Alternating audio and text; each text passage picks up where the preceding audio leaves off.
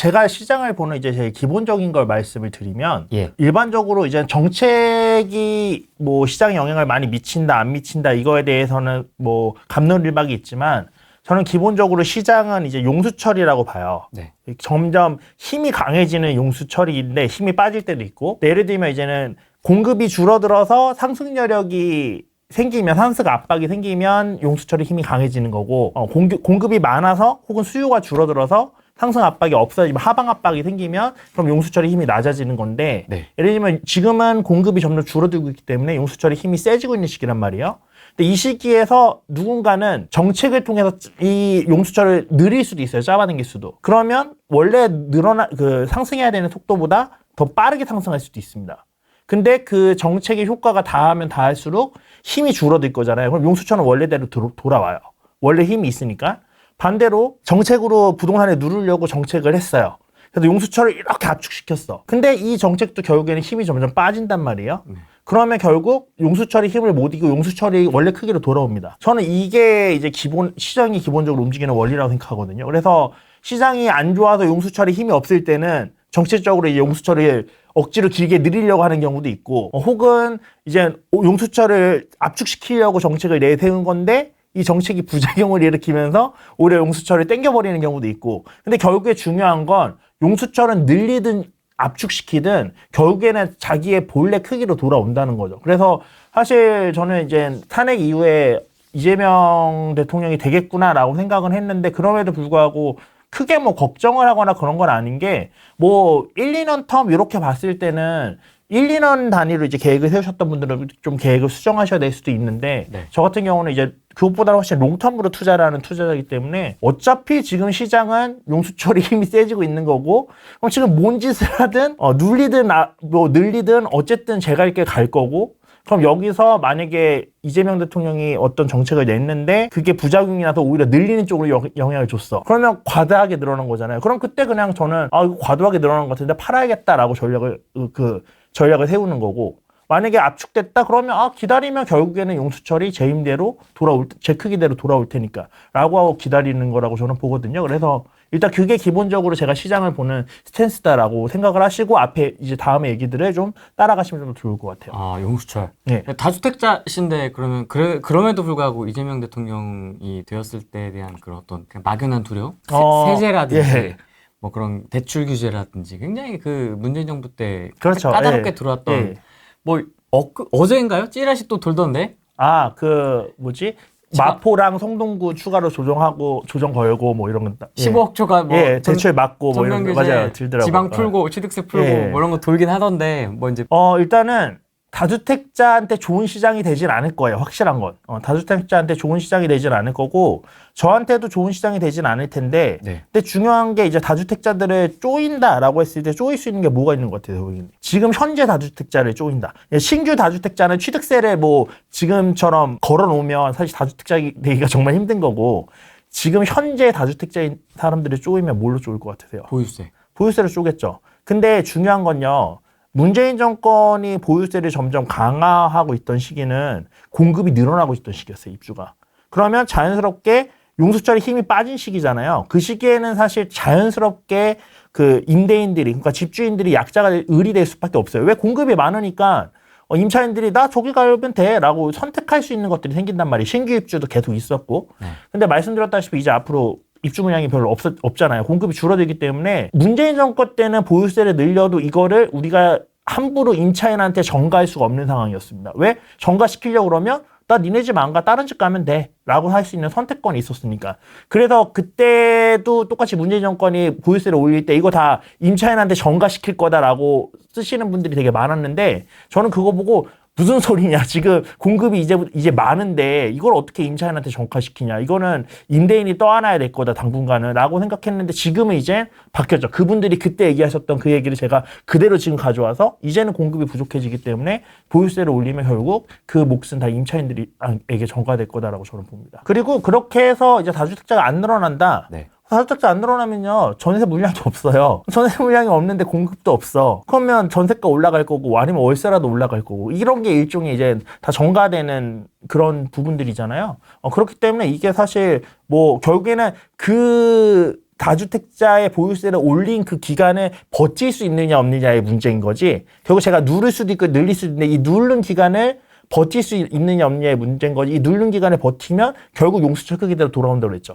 그럼 결국 제가 보유세를 더 낸 만큼 저는 다 그게 시세 차익으로 분출되든 월세로 분출되든 어떤 방향으로든 분출될 거라 보기 때문에 그러면 이제 여기서 저는 버틸 수 있는 준비가 되겠죠. 여기서 뭐 좀 보유세가 더 올라가도 낼 수 있는 준비들이 계속 요 몇 년간 현금 흐름을 만들면서 해왔고 네. 그렇기 때문에 이제 올라도 크게 문제가 없는데 예를 들면 그 요 몇 년 동안 현금 흐름이 늘어난 게 아니라 오히려 이제 고금리나 이런 것 때문에 내가 있던 시드머니조차도 다 이자 내는데 쓰고 세금 내는데 써서 지금 이제 더 이상 진짜 거의 기진맥진 상태다, 자금 여력이.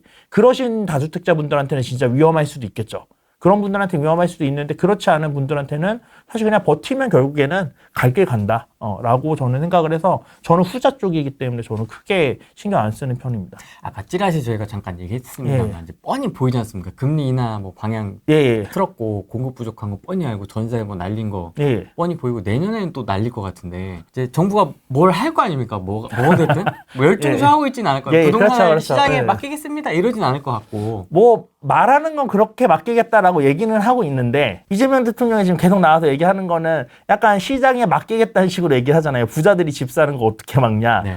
그냥 우리는 세금만 잘 내면 된다. 뭐 이런 쪽으로 하고 뭐 보유세도 뭐 크게 늘리지 않겠다라고 얘기는 하고 있는데 근데 사실 뭐 정말 어떻게 될지는 모를 일이고 근데 정책을 어떻게든 취하긴 하겠죠. 그러다 보면 이게 또 시장에 대한 어떤 영향이 있을 수 있을까 이제 그거에 대해서 또 걱정하죠. 왜냐면 문재인 정부 때 예. 월마다 나왔거든요. 네. 예. 그래서 이제 그 보도자료 보는 게 거의 일상에 가까운. 그렇죠. 예.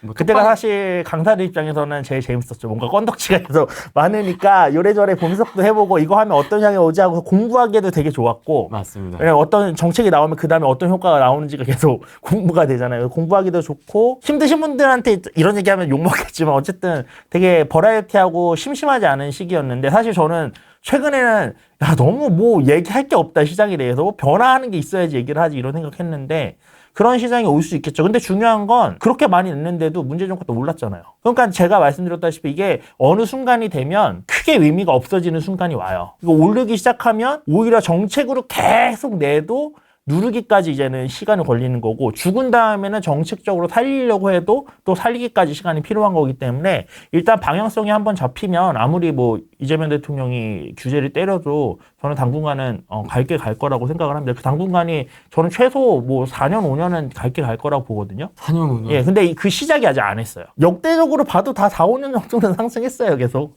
중간에 한 번 정도 이제 그 4, 5년 상승 기간 동안 한 1년 정도 부침이 있던 시기가 항상 있었던 거고. 시작도 안 했지만 사실 올 상반기만 봐도 사실 예. 강남 최상급지를 보면 진짜 아, 예. 깜짝깜짝 놀랄 만한. 이게, 그러니까 이 시작을 안 했다는 멘트가 되게 어떤 분에 따라서 무슨 시작을 안 했냐, 벌써 시작하지 않았냐, 이렇게 볼 수 있는데, 제가 이제 시작했다고 말하는 건 전반적으로 이제 다 상승 기운이 도는 이런 느낌의 시작을 얘기를 하는 건데, 이제 시작했다고 제가 이제 섣부르게 얘기하기가 조금 애매한 이유가 올해까지는 수도권 전체적으로 봤을 때는 입주 물량이 딱 적당 수준이에요. 작년까지 많았고, 25년까지는 적당 수준이거든요. 근데 이 입주 물량이 줄어드는 게 딱 내년부터입니다. 그래서 이게 본격적으로 한 상승, 이게 서울은 사실 그보다 훨씬 전부터 계속 모자랐죠. 공급이. 그래서 서울 쪽에 좀 메인 입지 같은 경우는 심리적으로 지금 먼저 올랐지만, 그리고 그게 지금 퍼지는 분위기지만, 요게 이제 공급 부족과 맞닿으면서 정말 본격적인 힘으로 올라가는 거는 저는 아직 시작을 안 했다라고 보는 쪽이고요. 그래서 이게 힘도 사실 제가 아까 처음에 시작할 때 말씀드렸던 것처럼 저는 용수철의 힘이 결국에는 시장의 근원적인 힘이라고 보는 거잖아요. 그리고 이게 이 용수철의 힘이 공급과 수요에 의해서 만들어지는 힘이잖아요. 그래서 저는 지금 움직이는 건 아직 본원적인 힘으로 움직인다기보다는 사람들의 심리적인 힘으로 좀 유동성의 힘으로 좀 움직인 부분이 큰 거고 이제 내년부터는 정말 근원적으로 움직이는 움직임들이 나올 거다라고 보기 때문에 저는 이제 시작하지 않았다라고 말씀드리는 걸 보시면 될 것 같아요. 이재명 대통령의 부동산 정책 중에서 좀 주목할 만한 부분이 있을까요? 기억 남는 거 있으세요? 딱히 뭐 아직 이게 예측하는 게 크게 의미가 없어서 사기 신도시. 사기 신도시 얘기하면서 이제는 뭐 반포나 이런데 이제 그 임대주택 많이 공급해주겠다 뭐 이런 얘기들 나오고 했었잖아요. 내놔라 공공임대. 네.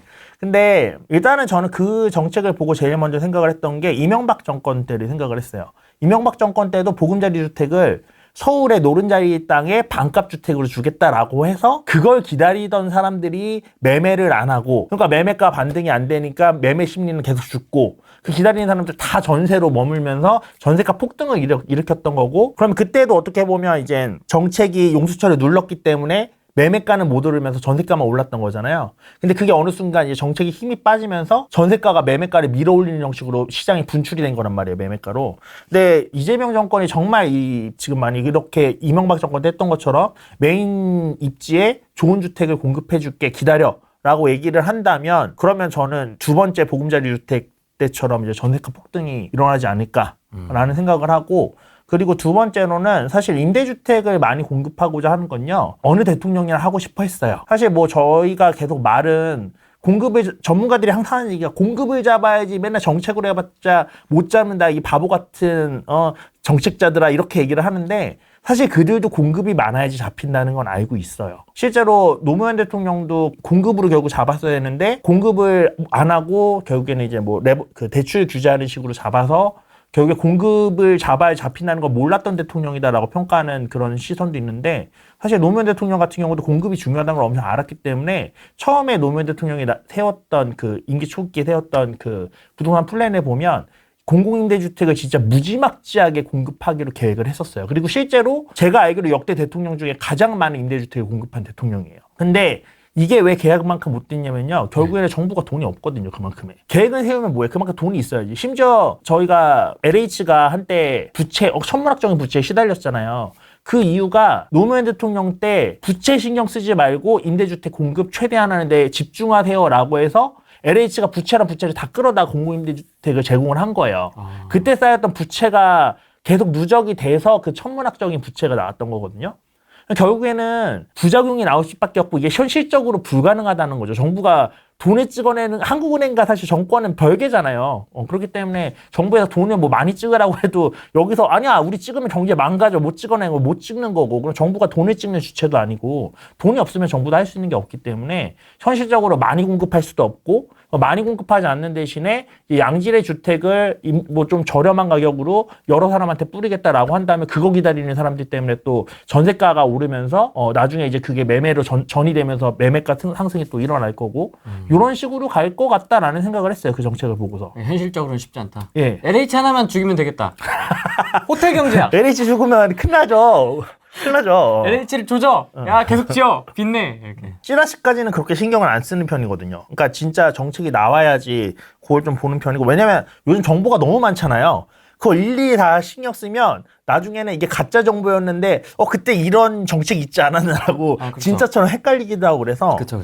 좀 진짜로 실제로 발표된 것만 좀 보려고 하는 추세라서, 네. 그거 외에는 크게 들었던 건 없은 것, 기억에 남는 건 없는 것 같습니다. 보유세라는 게 재산세랑 종부세잖아요. 네. 근데 재산세는 뭐 그렇다 치고 종부세를 보통 이제 많이 건들죠. 네. 근데 종부세 쪽에서 이제는 얘기 나오는 게 이제 이재명 대통령이 세금을 안 건드리겠다라고 얘기를 했으니까, 근데 여기서 만약에 세금을 안 건드려도 충분히 세금을 올릴 수 있는 부분이, 저희가 지금 공정시장가액을 60%까지 낮춰놨잖아요, 윤석열 대통령이. 근데 낮춰놨는데 이 60% 낮춰놓은 걸 이제 유예만 안 시키면, 연장만 안 시키면, 그러니까 자동으로 회복되면서 종부세가 올라가는 거다 라고 이제는 얘기가 많이 나오고 있는 것 같아요. 그래서 이제는 세금을 안 올려도 상관없다라는 식으로 얘기한 거 아니냐고, 그런 얘기들이 나오는데, 맞습니다.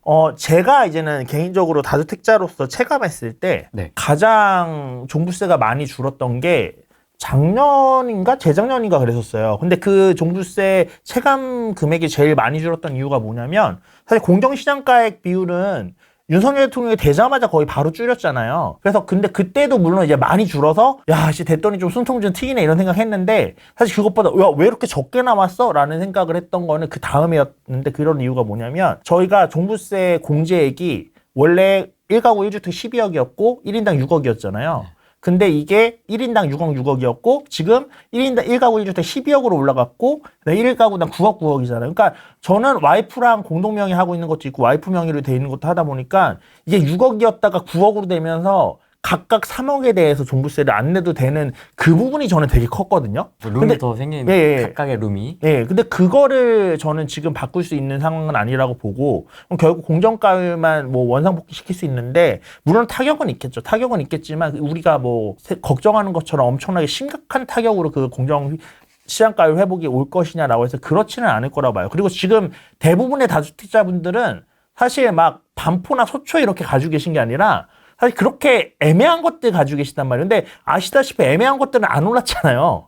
안 올랐기 때문에 지금 공정시장가액을 높게 잡는다고 해도 가격 자체가 지금 낮은 상태라, 그래도 예전에 뭐 진짜 최고치 찍었을 때 그때 종부세처럼 다시 두들겨 맞을 거다, 이렇게까지 걱정을 하지 않으셔도 된다라고 보는 쪽입니다. 정책이 나올 때 오히려 재밌었거든요. 그때도 후레이님도 기억하시겠지만 저희 라이브 하고 있는데 갑자기 정책 발표 나오고 끝나자마자 전화했는데 제가 전화해서 뭐 팔아야 된다 이렇게 했던 게 아니라 매수하세요라는 전화를 했었거든요.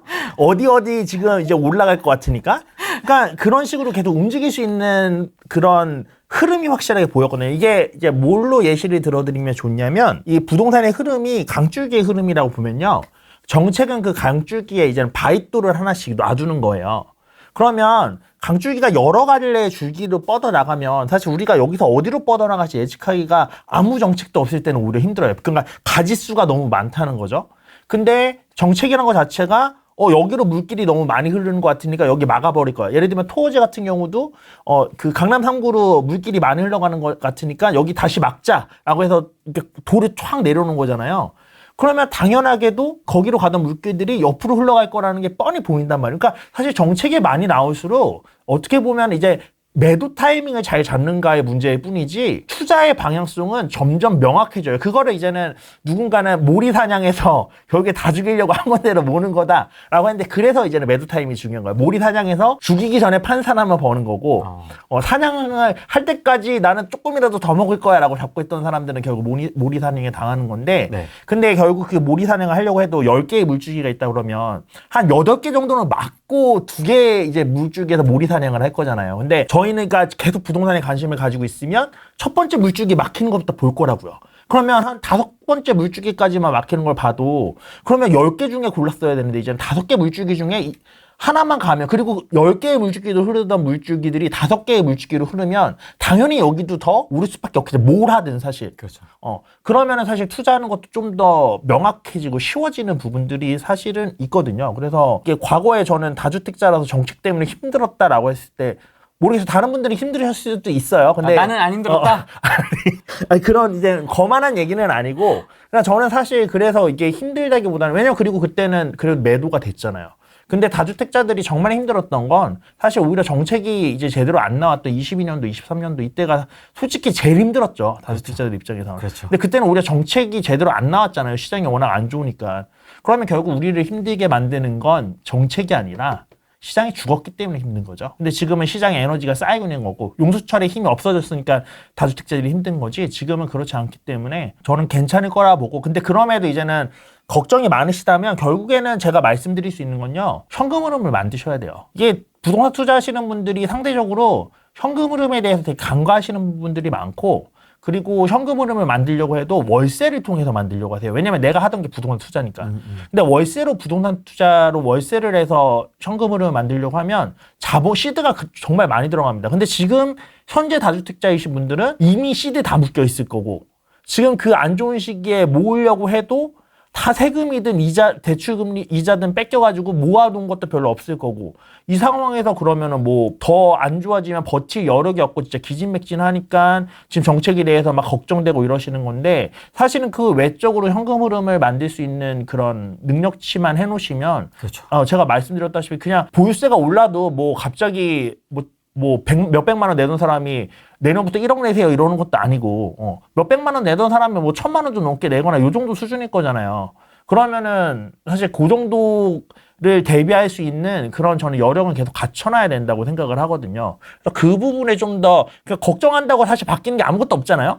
걱정한다고 이재명이 정책을 안 해줄 것도 아니고 그러면 우리가 걱정하는 방향으로 우리가 해야 되는 일이 실제로 대비를 해야 되는 거죠. 그럼 대비를 할 때 여기다 부동산을 뭐 더 사라 더 팔라 이런 것보다 사실 제일 현실적인 건 현금 흐름을 조금이라도 더 만들 수 있는 무언가를 찾는 게 현실적이다라고 말씀드리고 싶어요. 되게 공감이 되는 게 그 부동산 하셨던 분들이 그래서 현금 흐름을 생각을 안 한 건 아닌데 네. 현금 흐름을 생각을 하니까 지산에 가버린 거예요. 그래서 엄청 이제 고생을 했었지 않습니까? 근데 이제 그런 부업 쪽으로 아마 좀 더 눈을 돌렸더라면 조금 더 덜 힘들게 넘어갈 수 있지 않았을까 그쵸. 싶기도 하고요. 그쪽으로 조금 대비를 해주시는 게 저는 맞지 않나 싶습니다. 다주택자라서 불안하시다면. 지금 갈아타기엔 이제 냉정하게 말씀드리면요. 갈아타기엔 이미 늦었습니다.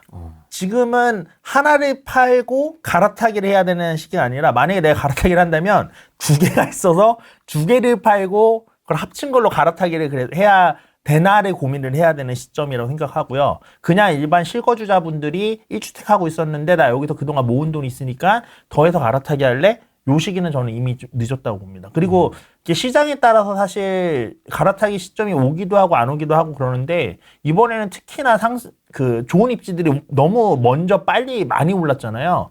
그래서 갈아타기는 현실적으로 지금 갈아타기를 얘기하는 거는 저는 좀 현실적이지 않은 얘기라고 보고 차라리 지금 실거주하고 있는 데서 1주택이라면 저는 한 채를 투자를 해서 거기서 이제 씨들이 좀 더 빨리 모으는 식으로 접근하는 게 맞지. 왜냐면 결국에는 한 곳만 계속 가진 않아요. 이게 저희 몇 개월 전만 해도 초양극화다. 네. 이제 다른 데는 다 망했다. 서울에 좋은 데만 계속 오른다 이런 얘기 했었는데 뭐 강남만 살아. 그런 얘기 계속 했었는데 제가 그때 저희 회원분들한테 계속 주간 브리핑 받아 얘기했던 거는 아니다. 이거 무조건 퍼질 거고 다 같이 오를 수밖에 없는 시장 구조다. 그래서 그때 이제 토어제 걸리고 나서도 토어제 이미 걸릴 때쯤에 지금 오르고 있는 집들을 보면 서초와 강남에서도 정말 최상위급지, 뭐 아크로니머 파크나 이렇게 정말 제일 비싼 애들이 있고 그 다음에 두 번째로 비싼 애들이 있고 세 번째로 비싼 애들이 있다. 우리 입장에서 사실 서초, 강남이면 다 비싸지만 근데 사실 거기서도 제일 비싼 애가 있고 그 다음 비싼 애들이 있고 그런데 요즘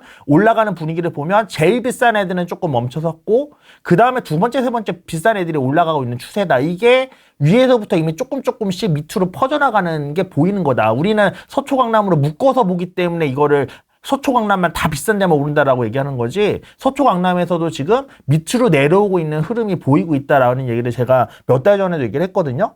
근데 실제로 지금 이제 서초, 강남이 아니라 특히 이번 6월부터는 명확하게 KB 중환시 계열에서도 퍼지는 게 보여요. 제가 서쪽도 계속 안 올랐기 때문에 제가 계속 아마 저번 라이브 때도 동작구 쪽 괜찮다고 얘기를 드렸던 것 같아요. 동작구도 괜찮다고 그러고 영등포구도 제가 많이 안 올랐다고 얘기했던 곳이었고 목동도 그때는 목동도 많이 안 올랐었고요. 그리고 한 몇 달 전까지만 해도 수지도 제가 많이 안 올랐다고 얘기를 했었고 근데 이런 곳들이 지금 사실 지금 제가 싸다고 얘기했었던 시점 이후로 다 어느 정도 올랐거든요. 근데 그게 뭔가 제가 예측을 잘해서 제가 대단해서 그걸 맞춘 게 아니라 원래 흘러요. 근데 그거를 되게 현재 시점만 보고서 현재 초양극화인 거 보면 알지. 뉴스 보면 알고 신문기사 보고 데이터 보면 알지. 그걸 말하는 게 무슨 전문가예요. 전문가는 그래도 지금은 초양극화인데 앞으로 어떻게 될 거냐를 맞추는 게 저는 그러니까 얘기해 줄 수 있는 게 그래도 부동산 전문가라고 생각을 하는데 근데 이 시장의 흐름이란 게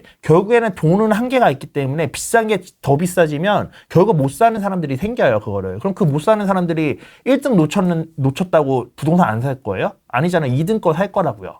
2등 놓치면 3등 거 살 거고 그럼 내가 계속 좀 싸게 사고 싶어서 금매 나오겠지 부동산 시장 꺾일 거야 라고 하다가 1, 2, 3등을 다 놓쳤어. 그럼 이때부터 마음이 급해지는 거지. 야 정치기 모든 4등부터 이따 사야겠다. 나 1, 2, 3등 기다리다가 하나도 못 잡았어. 이러면 4등 하는 거고. 근데 사람들이 다 이 기다리는 게 간 보는 게 되게 길잖아요. 지금 일반인들은 아예 아직도 부동산에 관심이 끊어진 뒤에 이제 다시 안 살아났단 말이에요. 맞습니다. 그럼 그 사람들은 한 20등짜리 오르는 거 보고 야, 나 21등이라도 사야겠다 하면서 급하게 달려들기 시작하고 그러면서 이제 버블이 일어나면서 그게 나중에 뻥 터지는 식으로 계속 돌고 도는 거거든요. 그러면 이런 구조를 봤을 때 사실 안 퍼질 수가 없는 건데 근데 안 퍼진다고 얘기하는 게 저는 사실 좀 되게 웃겼고 그러면서 이제 정부가 정책을 이따위로 해서 뭐 그런 데만 오른다라고 했는데 그냥 그거는 본인들이 시장 보는 눈이 없었던 거가 아닌가라고 저는 생각합니다. 그렇게 흘러갈 거예요. 앞으로도 그럴 거고. 근데 진짜 되게 재밌는 게 저도 이제 일반인 우리 말고 우리는 이제 항상 이 프레임 TV 볼 정도면 진짜 그쵸, 부동산에 맞아. 진짜 관심이 많은 거잖아요. 근데 우리 말고 일반인들하고 대화를 해보면 전혀 지금 뭐 맞아요. 부동산 쳐다도 안 보더라고요. 맞아요. 진짜로 되게 신기하더라고요. 아직도. 왜냐면 내 주변 집들은 오른 게 없거든. 그래서 제가 이렇게 뭐 얘기를 하면은 저 뭐 부동산 유튜버라고 부동산 좋게 얘기하고 막 뭐 이렇게 막 도끼 눈을 뜨고 쳐다보고 막 그러더라고요. 그래서 입을 닫아 그냥. 아직은 진짜 그렇죠. 맞아요. 예. 신기하게도 두 개를 합쳐서 하나로 가는 거. 이거는 아직도 유효합니까? 두 개나. 그거는 사실 돈이 더 많이 생기니까 그냥 유효한 것 뿐이죠. 근데 그게 좋은 선택이냐라고 했을 때 사실 엄밀하게 그렇게 얘기하기는 힘들어요. 왜냐하면 결국에는 위만 올랐고 밑에는 안 올랐는데 제가 퍼져 내려올 거라고 그랬잖아요. 그럼 얘도 올라갈 거란 말이에요. 그럼 두 개를 가지고 있으면 둘 다 오를 텐데 얘는 어느 정도는 쉬어갈 거거든요. 그래서 제가 아까 이제는 차라리 지금 1주택자는 그 한 채를 투자하는 쪽으로 생각해 보는 것도 괜찮다라고 얘기했던 게 얘네가 올랐는데 서울이 잠깐 쉬어갈 때 너무 올랐기 때문에 그때 그러면 갭이 그래도 좀 줄어들잖아요. 그때 그나마 이제는 한 번 더 이렇게 갈아타기 시도를 해볼 수 있으니까 그러려면 이제 시드를 좀 빨리 더 늘려놓고 있어야 되니까 이런 전략으로 가는 게 그나마 지금은 유효하다라고 얘기를 드리는 거고 두 개 있으신 분들도 사실은 두 개 있는 사람으로 엄밀히 얘기하면 제가 지금 권장드리는 포지션이잖아요. 한 채는 가지고 있고 한 채는 투자형일 거고 그러면 이걸 합쳐서 사실 위가 여기는 오르고 있는데 위에는 그동안 많이 올라서 좀 쉬어갈 때 요때가 이제 갈아타기 타이밍이 오는 거라고 저는 생각을 하는데 근데 아직 그 시기가 지금은 아니에요. 지금은 사실 밑에가 아직 그렇게까지 힘을 못 쓰고 있잖아요. 그리고 위도 쉬어가는 느낌이 아직 그렇게 크지는 않고 그래서 저는 지금은 사실 갈아타기 하기에는 현재 기준으로는 좀 늦었다라고 보는 쪽입니다. 뭉치는 쪽으로 방향을 왜냐면 문재인 정부 때 똘똘한 채 그렇죠, 이야기가 많이 나왔으니까 이제 잔상이 아직도 많이 남아있지 않습니까? 그럼 이걸 좀 이렇게 줄여나가서 그렇게 상급지로 가는 게 맞을까요, 이번엔? 일단은 저는 그 방향이 이번 이재명 정권 때는 맞다고 봐요. 이재명의 다주택자한테 모르겠어요. 이제 나중에 어떤 마음이 병증을 사실 워낙에 알 수 없는 분이잖아요. 네. 저희가 제일 사실 리스크하게 생각하는 게 다주택자를 죽일 거야가 아니라 얘가 도대체 무슨 또라이 짓을 할지 모르겠다가 사실 제일 겁내하는 것 같아요. 제가 봤을 때는. 그런 이제는 부분들이 있기 때문에 그래서 저는 이제 리스크하다고 보는 건데 그래서 다주택자에 대한 포지션도 사실 언제 말을 어떻게 바꿀지 저는 잘 모르겠어요. 근데 현재 우리가 걱정하고 있는 대로 다주택자를 이제는 쪼아갈 거다라는 확률이 아무래도 이제 당의 성격을 봤을 때는 좀 더 높을 수밖에 없잖아요. 당적인 성격을 봤을 때.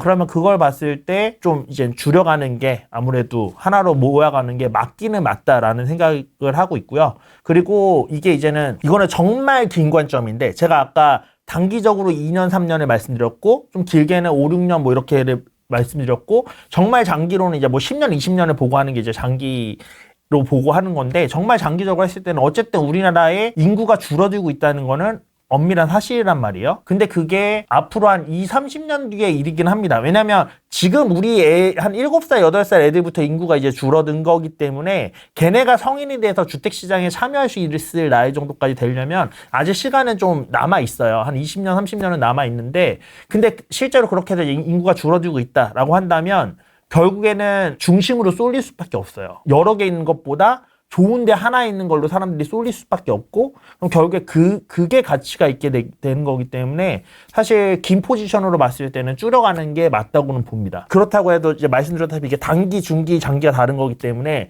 그래서 제가 지금 이렇게 얘기했다고 3주택자인데 당장 내일 다 팔고 하나로 줄여서 내일 가야겠다. 이거는 제가 그렇게 하기에 좋은 타이밍은 아니다라고는 확실하게 말씀을 드릴게요. 그리고 이 3주택도 또 어떤 주택인지에 따라서 또 좀 다르겠죠. 완전 지방이면은 시골 쫙이면 그런 데는 사실 뭐 그런 거 상관없이 최대한 빨리 정리하고 조금이라도 시드 회수해서 하나로 뭉치는 게 지금이라도 맞고요. 왜냐면 거기 오를 거 기다리느니 그냥 손해보고 회수되는 돈이 있으면 팔고 나와서 이제 차례가 올 것 같은 애에 줄 서는 게 훨씬 더 빠른 방법입니다. 그럴 경우에는. 근데 제가 지금 말씀드리는 건 그래도 어느 정도 왜냐면 자가라고 했으니까 내 자가가 그래도 어느 정도는 매수세도 있고 사람들이 선호하는 지역에 집이 한 두세 채 있다. 그런 걸 가정을 했을 때는 지금 사실 웬만큼 선호하는 지역은 아직 그렇게 오르진 않았으니까 지금 그걸 팔고 갑자기 많이 오른 뭐 강남이나 서초로 점프한다? 그거는 사실 그렇게 효율적인 방법은 아닐 수도 있다라고 말씀드리고 싶어요. 사실 지금 얘기하기가 좀 애매하긴 한데 서울 정비 사업은 어떻게 보십니까? 저는 서울 정비 사업은 갈 거라고 봐요. 계속. 이거는 정책적으로 뭐 이제 서포트해주는 부분들도 있겠지만 일단은 저는 재건축을 막을 가능성은 되게 적다고 봅니다. 거기 1기 신도시 재건축에 대한 표심이 엄청 많이 달려있기 때문에 이거를 쉽게 포기하기는 저는 안 될 거라고 보고 재개발 같은 거나 뭐 이런 것들을 좀 할 수도 있긴 하지만 이재명이 얘기한 걸 보면 이재명도 결국 공급은 재건축 재개발을 통해서 해야 된다는 걸 어느 정도 알고 있다는 느낌이었어요, 저는. 그래서 그거를 뭐 엄청 투기 세력까지 들어갈 정도로 권장하진 않겠지만 이거를 뭐 태클을 걸어서 못 진행하게 막겠다 이러기는 저는 현실적으로 이제는 힘들다고 보고, 근데 이 정책적인 것들을 다 차치하고서라도 사실 지금 재건축 재개발이 제대로 진행이 못 되는 이유는 정책적인 이유보다는 수익성이 안 나오기 때문이에요. 문재인 정권 때 그 초과이익 환수제 했잖아요. 재초안했는데 재초안했을 때도 재건축 계속 올랐고 다 샀습니다, 사실.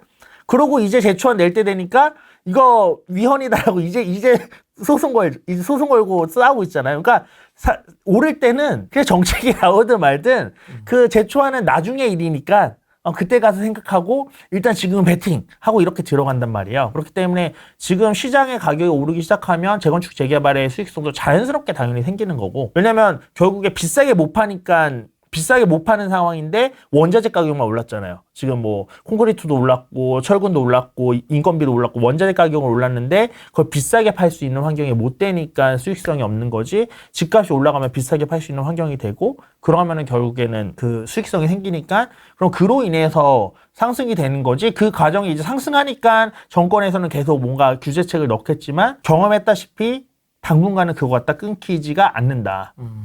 제가 아까 10개의 물줄기라고 했죠. 재개발에도 10개의 물줄기가 있을 거고 여기서부터 계속 끊으려고 하겠지만 우리는 아예 첫 번째 물줄기도 끊기 전에 들어가서 그래서 한 5번째 물줄기까지 끊겼을 때 나머지 5번째 물줄기 들어가려는 애들은 다 팔고 나올 수도 있는 거고 사실 그런 전략으로 가는 게 맞는 거죠. 저는 사실 지금 재건축 재개발 진입하는 거는 되게 괜찮은 전략이라고 봅니다. 수도권도? 네, 수도권도. 서울 말고도? 예.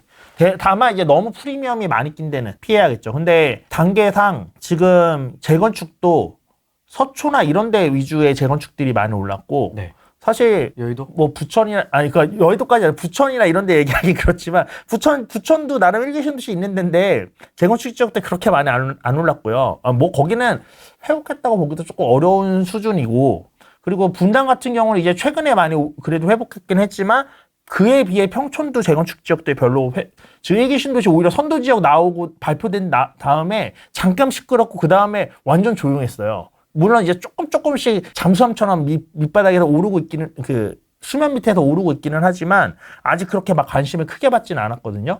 근데 이게 시장 뭐 안양에 있는 집값들이 많이 오르면서 갑자기 막 분양도 비싸게 되기 시작한다. 그러면 사람들 재건축으로 관심 확 쏠릴 거예요. 그러면 거기도 올라가겠죠. 이런 식으로 원래 시장이 흘러가요. 그러니까 집값이 올라가면 분양가를 높게 할 수 있고 분양가가 높게 되면 그 분양에서 떨어진 사람들이 준신축을 찾거나 아니면 투자 마인드가 있는 사람들은 야 분양이 저 정도에 되면 이거 재개발 싸네 하고 재개발이나 재건축으로 이렇게 몰리는 게 자연스러운 수순이거든요. 근데 아직 분양가가 높게 때렸을 때 분양되는 상황이 아니잖아요. 근데 집값은 오르고 있는 게 맞잖아요. 지금 퍼지고 있는 것도 맞고. 집값이 오르고 이게 퍼지기 시작하면 그 다음 단계가 분양가가 올라가는 거고 그 다음 단계가 재건축이에요. 그러면 저희가 10개의 물줄기 중에 하나도 안 막혔을 때 먼저 들어갔다가 5개의 물줄기가 막혔을 때 털고 나오자라는 전략을 쓴다고 하면 지금이 들어가기 나쁘지 않은 시기죠. 거의 대다수 일반인 기준으로 보면 신축 새 아파트에만 포커스가 지금 맞춰져 있으니까.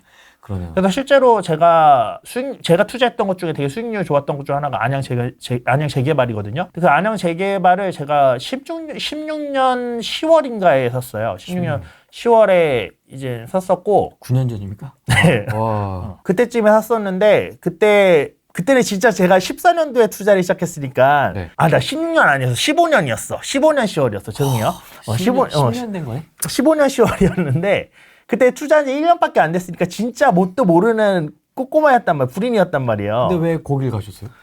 거기가 제가 이제 그때는 은행원이었거든요, 아직. 근데 거기 이제 저한테 많이 오시는 부동산 사장님이 여기가 재개발이 될 거라는 거예요, 곧. 재개발이 될 것 같다는 거야. 그래서 그래요? 그런데 입지가 제가 봤을 때 뭐 그렇게 좋아 보이는 줄 아는데 그때는 어쨌든 그때 15년도에 제 목표가 월에 한 채씩 사자였는데 뭘 사야지 하고 고민하던 순간이 그런 시기였는데 사장님이 그 얘기를 하니까 뭔가 저거 괜찮은 건가 싶은 생각이 든 거예요. 근데 되게 웃겼던 게 뭐냐면 제가 정말 부동산을 모르니까 재개발 투자를 하면서 그 부동산사님한테 사장님 저 갭 투자하고 싶은데 갭 작은 걸로 좀 찾아주세요라고 얘기를 한 거예요. 재개발 투자인데.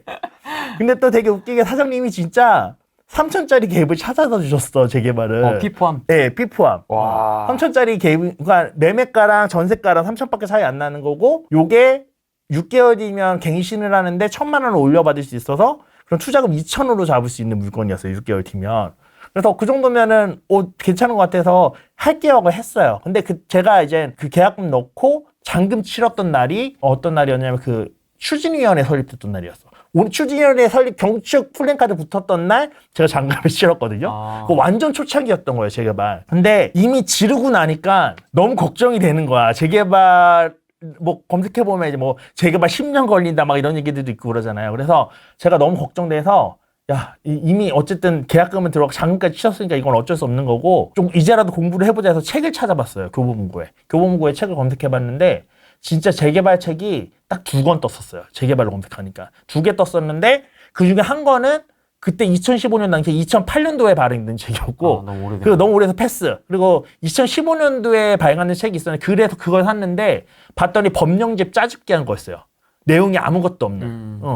그래서 그때 당시에 진짜 그 정도로 재개발에 대해서 사람들이 아무도 관심을 안 갖고 책도 안 나오고 이런 식이었거든요. 근데 그게 지금 입주했어요. 올해 입주를 했고요. 재개발 다 끝나서.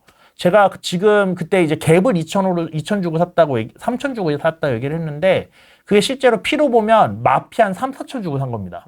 마피 3, 4천 주고 샀던 거고 제가 조합원 분양가가 4억 정도였으니까 25평이 거기서 이제 마피 한 2, 3천 정도 하면 게다가 지금 또 돈이 더 많이 남아서 2천만 원 정도 더 추가로 준다고 그러거든요. 한 마피 5천 정도 되잖아요. 그러면 제가 한 3억 5천 정도에 산 거예요. 근데 거기가 지금 가격이 9억 7천이가 돼요. 매매가가. 그러니까 이렇게 미리 저는 이제 사실 운이 좋았던 걸 정말 몰랐으니까. 근데 저는 지금 왜 미리 선진입해야 되는지를 여기서는 후랭TV에서 말씀을 드리잖아요.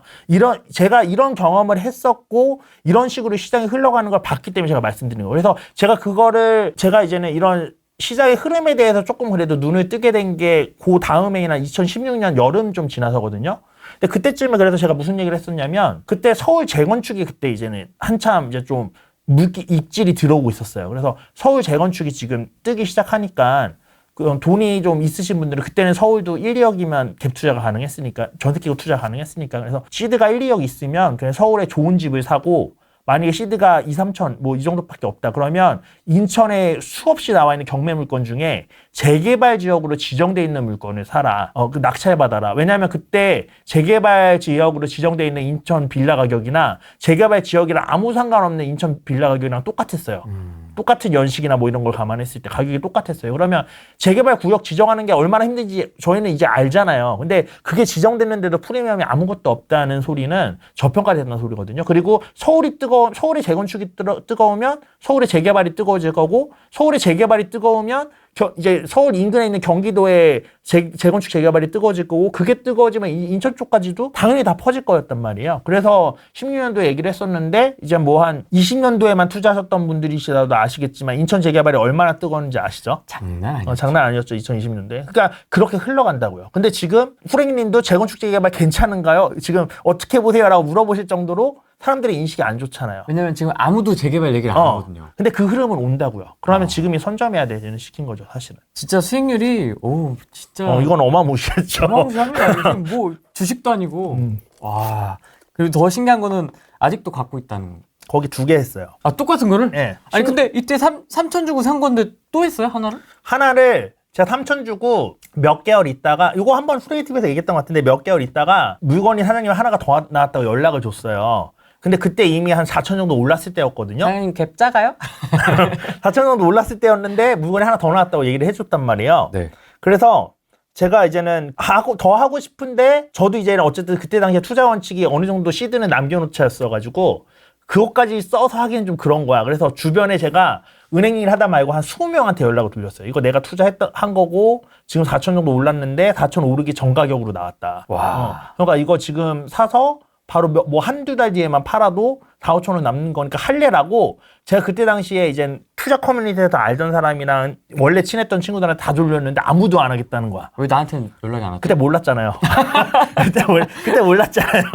근데 15년도라니까. 그래서 그렇게 이제는 돌리고 나서 생각 너무 아까운 거야. 그래가지고 아 그러면은 동생 명의로 사야겠다. 그래서 동생한테 사라고 그래야겠다. 그래서 이제 동생 명의 통해서 동생한테 이제 대출 이빠이 땡기라고 해서 동생은 신용대출이랑 담보대출로 해서 투자금 하나도 없이 샀어요. 그냥 다 그리고 월세로 이자 내고. 그래서 그런 구조로 해서 이제 동생 앞으로 하나 해줬었죠. 와, 앞에 초반 투자가 엄청 장난 아니네요. 장난 진짜 아니었죠. 1, 2년 차 때 이렇게 했는데 이게 퍼포먼스가 이렇게 나오면 그냥 운이 좋았어. 그 시기가 좋은 거예요. 그래서 제가 계속 얘기하는 게 제가 지금 아무리 많이 알고 있어도 안 좋은 시장에 투자하면 돈 못 벌어요. 그러니까 제가 항상 얘기하는 게 제일 중요한 건 시기다. 그리고 그 시기를 언제가 좋은 시기인지 알 수 있는 그 눈이 중요한 거지 사실 어떤 물건이 좋은지를 보는 눈은 그 다음이에요. 제가 그때 보는 눈이 좋았겠어요. 투자 시작한 지 1년밖에 안 된 사람이. 근데 그때 했던 것마다 다 터졌어요. 제가 그때 15년도에 했던 용인 아파트 하나를 샀었거든요. GTX A 들어온다는데 구성역 있는 쪽에. 일반. 네, 일반 아파트를 샀었는데 그때 3억 2천 얼마에 원래 사기로 했는데 그 사람이 올려가지고 3억 3천 얼마인가 샀어요. 근데 그것도 한 3, 4년 있다가 제가 팔 때 이미 6억인가 7억 주고 팔았었고요. 명확히 기억이 안 나는데 최소 6억 이상 주고 팔았고 그 다음에 그게 지금 10억이 넘었어요. 그러니까 저 팔고 나서 사실 좀 더 가지고 있을까 후회했는데 그러니까 그때 시기에 샀으면 사실 뭘 사든 다 올랐다는 거죠. 지금 투자한 지 오래되신 분들은 다 아실 거예요. 그때 샀으면 그냥 뭘 사든지 올랐고 20년도에 사신 분들은 좀 잘 샀어야지만 지금 괜찮은 거고 22년도에 사셨던 분들은 뭘 샀어도 다 떨어졌을 거예요. 그렇죠. 그러면 사실 뭘 고르는가보다 중요한 건 뭘 고르는가는 점점 시장이 많이 상승했을수록 떨어져도 덜 떨어지고 조금이라도 더 먹을 수 있는 걸 사야 되니까 뭘 고르는 게 중요해지는 거고 사실 지금 시점은 뭘 사는가보다는 그냥 사는 게 중요한 시점이 아닌가라고 생각을 합니다. 이거 엄청 공감이 됩니다. 네. 지난 저도 8년간 유튜브를 하면서 어쨌든 이 바닥에 몸을 담고 그렇죠, 예. 있었지 않습니까? 진짜 이게 중요한 것 같아요. 뭐 어떤 기술이나 뭐 이런 거는 두 번째 얘기고 맞아요. 이게 지금 시기냐 들어갈 자리냐 아니냐 맞아요. 예. 이게 지금 보는 게 그래서 시류를 파악하는 게 저는 제일 중요한 것 같습니다. 이거 타는 게 예. 진짜 중요한 것 같아요. 찌라시도 돌긴 했지만 지방은요? 그러면 지금 뭐 부산 얘기도 네. 뭐 조금씩 나오고 있고 지방 좋죠. 울산도 있고 대구도 있고 지방 좋죠. 가요? 저는 가도 된다고 봅니다. 부산 사요? 저도 부산에 하나 가지고 있어요. 이 얘기 오랜만에 한다. 부산 사요? 부산 존버하고 있죠. 부산이 아직 전조긴 한데 이번 주 주간 시계열표 보면 네. 그 부산이 사실 매가는 계속 떨어지고 있습니다. 지금도 계속 매매가 하락 탑10에 부산 물론 이제 부산의 좀 외곽 지역들이 주로 나오기는 하는데 계속해서 이름이 띄어요. 근데 되게 인상 깊었던 게 매매가 하락 지역에는 부산이 탑10에 떴는데 전세가 상승 지역에 세 군데가 그 탑5 중에 세 곳이 부산이었어요. 근데 물론 전세가 상승률이 그렇게 높지는 않았습니다. 지금이 뭐 이사철도 아니고 그렇기 때문에. 근데 부산이 일단은 입주 물량이 올해부터 부족하기 시작한 건 맞고요. 올해 부족하면서 사람들의 심리가 계속 안 좋았기 때문에 매매가가 떨어지는 건 저는 어떻게 보면 약간 당연한 일이라고 생각을 하고요. 그럼 지금 다지기 하고 있는 중이고 1, 2년 내에는 계속 공급 없거든요. 그러면 얘는 저는 딛고 올라갈 거라고 생각을 하거든요. 그래서 저도 한 19년도쯤에 부산 쪽에 사놓은 아파트가 그 분양권 사놨던 게 하나 있는데 그거 지금 이번에도 연장하고서 계속 버티고 있거든요. 그게 지금보다는 훨씬 오를 거라고 생각을 해서 그래서 부산 들어가는 건 나쁘지 않다고 보고요. 울산도 지금 괜찮고요. 그러니까 공급이 부족한 지방 지역들은 괜찮고 왜냐하면 일단은 단기적으로는 그 지방선거가 이제 얼마 안 남은 걸로 알고 있거든요. 네, 내년 6월 3일. 예. 그러면 그때까지 어쨌든 지방 표심을 잡아야 되는데 뭐 지방에 지금 안 그래도 죽을 것 같은데 거기다가 또 대못에 박는 일을 절대 할 리는 없다고 보고요. 그리고 거기에 이재명이 세종으로 옮기겠다라고 얘기를 한 것도 어떻게 보면은 이제 지역 균형 발전 측면에서의 그런 부분들도 저는 있을 거라. 물론 이제 표심을 생각해서 가장 먼저 내뱉은 말이었겠지만 어쨌든 그게 시사하고 있는 바는 나는 균형적으로 발전시킬 거야라는 그런 거를 보여주기 위한 그런 행동 중에 하나라고 생각을 하거든요. 근데 지역 균형 발전을 하려는데 지방은 다 주는데 지방도 같이 규제를 때려버린다? 뭔가 사실 말도 안 되는 얘기고 그리고 나라 경제 차원에서 봤을 때도 지방을 벌써부터 다 소멸시킬 거 아니면 그럼 지방은 풀어줄 수밖에 없는 구조로 갈 거거든요. 그러면 그렇기 때문에 저는 괜찮을 거다라고 생각을 하고 그래서 아까 1주택이면 2주택 정도는 더 하셔라라고 말씀드리는 게 일단 취득세 면에서도 안 걸리죠. 1주택자가 1주택 더 취득하는 거 1.1%니까. 그리고 저는 방향성이 지방 쪽에는 어쨌든 그 우호적인 그런 정책이 나올 수밖에 없다. 라고 생각을 하는 쪽이고 거기에 이제 지방도 그동안 계속 안 좋았기 때문에 공급이 부족해지는 지역들이 꽤 있어요. 그런 지역들은 저는 시세 상승이 나올 수 있다고 보기 때문에 지방 투자하는 거에 대해서 저는 그렇게 안 좋게 보진 않습니다. 여기서 이제 한 가지 조금 정말 귀 기울여서 들어주셨으면 좋겠는 부분이 뭐냐면 일반적으로 지방이 상승장이 길지는 않아요. 그 이유는 우리나라의 대부분의 돈은 자연스럽게 서울로 쏠리게 돼 있고요. 그 다음에 수도권에 이제 메인 수도권으로 쏠리게 돼 있고 그게 어떻게 보면 당연한 거고요. 지방 같은 경우도 그나마 이제 지방 내에서는 광역시 쪽에 많이 쏠릴 거고요. 그게 어떻게 보면 당연한 겁니다. 그러면 상승의 기간을 봤을 때 돈이 많이 넘쳐 흐르는 곳과 돈이 상대적으로 적은 곳 중에 어디가 상승 기간이 길까요? 라고 했을 때 당연히 돈이 많이 있는 곳들이 상승 기간이 길 수밖에 없어요. 그러면 지방이나 이런 지역들은 상대적으로 가지고 있는 유동성이 그 동네에서 적기 때문에 그렇기 때문에 이제 상승 기간이 그렇게 길 수는 없는 게 엄연한 사실입니다. 그렇기 때문에 이제는 볼 때 너무 길게 보고 들어가면 오히려 이제는 정말 다음 사이클까지 너무 오래 기다려야 되거나 아니면 물리는 수가 생기는데 그런 경우가 생기다 보니까 이제 지방 투자는 절대 안 해. 지방은 안 볼 거야 라고 얘기하시는 분들이 되게 많거든요. 맞습니다. 근데 제가 그분들한테 항상 물어봐요. 그럼 몇 년도에 사셨어요? 물어보면 대부분 21년도, 22년도야. 그러면 제가 근데 여쭤볼게요. 그 22년도에 서울에 샀으면 서울은 안 떨어졌어요? 지방을 샀기 때문에 떨어진 것 같아요? 22년도에 샀기 때문에 떨어진 것 같아요? 라고 물어봐요. 서울도 다 떨어졌잖아요. 근데 사람들이 그때 서울은 너무 비싸서 못 사고 돈이 없으니까 지방 가서 샀는데 지방이 떨어지니까 역시 지방은 사면 안 되는 거야 라고 생각하는데 그때 서울도 떨어졌다고요. 박살났죠 그때. 근데 그렇게 오해를 하고 계시는 분들이 많다는 거죠. 물론 서울이 당연히 돈이 많이 몰리는 곳이니까 회복은 더 먼저 했습니다. 근데 제가 아까도 말씀드렸듯이 퍼져나가기 때문에 지방도 회복을 해요. 결국에는 정말 뭐 인구가 너무 적고 막 10만 이하의 도시, 뭐 5만 이하의 도시 이런 데 샀으면 그거는 사실 조금 잘 모르겠는데 그렇지 않은 데들은 충분히 회복을 하거든요. 계속. 그렇기 때문에 지방에 대해서 너무 편견을 가지고 난 지방 절대 안 들어가야지라고 하면은 기회를 너무 없애버리는 거고 제가 방금 말씀드렸던 것처럼 지방은 조금 상승 기간이 짧을 수 있다. 그렇기 때문에 너무 이제 욕심내지 말고 어느 정도 벌었을 때 적당히 팔고 나오는 스탠스를 가지고 들어가면 지방에서도 충분히 수익을 내실 수 있다. 그럼 대구도 좀 괜찮게 보십니까? 대구도 괜찮아지죠. 대구도 어느 정도 이제 바닥은 찍은 것 같은데요. 그러니까 이제 제가 지금 바닥 찍었다고 얘기하는 거 이미 대구도 오를 애들은 올랐습니다. 좋은 애들 올랐는데 전반적인 기준으로 봤을 때 좀 바닥을 다진 것 같다는 게 전세가 하락도 이제 어느 정도는 진정이 된 것 같고 입주 물량도 아직은 좀 남기는 했지만 이제 저희가 심각하다고 봤던 그런 시기보다는 조금 이제 정리가 되고 있는 시기 같아서 그래서 대구도 이제 슬슬 정리가 되고 있다고 보는 쪽입니다. 실거주자분들은 이제 사셔도 되겠네요. 그렇죠. 대구는 실거주자분들은 1, 2년 전부터도 1, 2년 전에 샀어야죠, 사실은. 그때가 제일 가격이 최하점이었는데 우리는 투자자니까 사실 그때 못 들어갔던 이유는 갭이. 그렇죠. 갭 때문에 못 들어간 거예요. 투자금이 너무 많이 들어가니까. 근데 알고 있었지 우리는. 박살나고 있는 거 알고 있었지. 근데 실수요자들은 그거 상관 안 해도 되잖아. 대출 받으면 되는데. 그러니까 사실 제가 그때도 실수요자는 사도 된다라고 얘기했을걸요. 예전에 후랭이 TV 나와서도. 근데 지금이라도 사야죠. 그러면. 지금 사기에 좋다가 아니라 실수요자는 지금이라도 사야 되지 않냐라고 말씀드리는 게 맞는 것 같아요. 대구, 대전은 공급이 많은데 어떻게 보시나요? 대구는 얘기했던 거고 대전은 지금 공급이 좀 많습니다. 그래서 맞습니다. 대전은 조금 더 봐야 되는 것 같고요. 광명은 어떻게 보십니까? 광명 많은 분들이 참 관심이 많은데. 광명 지금 들어오셔야죠. 맞아요. 이사 가셨잖아요. 네. 그건 저는 월세 주고 월세 갔어요. 산 건 아닙니다. 나 팔았다고 그때 얘기했는데. 진짜? 아니야. 월세 주고 월세 갔습니다. 정정하겠습니다. 안 떠났답니다. 네. 월세 줬답니다. 광명 지금 들어와야죠. 저는 사실 돈이 있으면 지금 이사 간 집도 사고 싶었는데 근데 뭐 그 정도 돈은 없어서 그래서 그냥 월세 주고 월세 갔고 아이의 학교 때문에. 학년기 지나면 다시 또 오실 거예요? 예. 아들도 그리워해요. 전집으로 돌아갔으면 좋겠다고. 전집이 더 낫다고? 예. 그렇지. 그렇긴 하지. 광명 지금 살아. 왜냐면 지금 입주 물량이 많아서 아직 눌림목이에요, 광명은. 근데 그렇게 또 쉽게 안 떨어지던데요? 중요한 건 오르지 않는 게 이상한 거죠, 지금. 그렇게 봐야 되는 거예요? 쉽게 뭐가 이렇게 막 나오진 않더라고요. 예, 맞아요. 근데 그래도 눌림목 상태라고 봅니다, 광명은. 눌림목 상태다. 성남 재개발 어떻게 보십니까? 성남 재개발.